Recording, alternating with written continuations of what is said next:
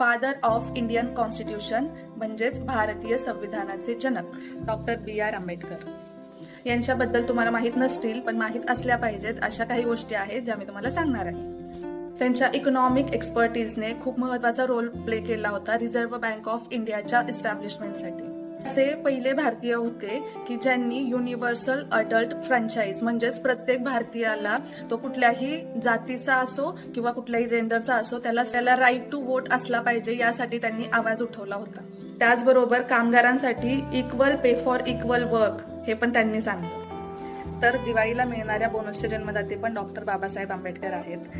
तसेच महिलांना मिळणारी मॅटर्निटी लिव्ह याची तरतूद पण त्यांनी 1961 मध्येच करून ठेवलेली आहे.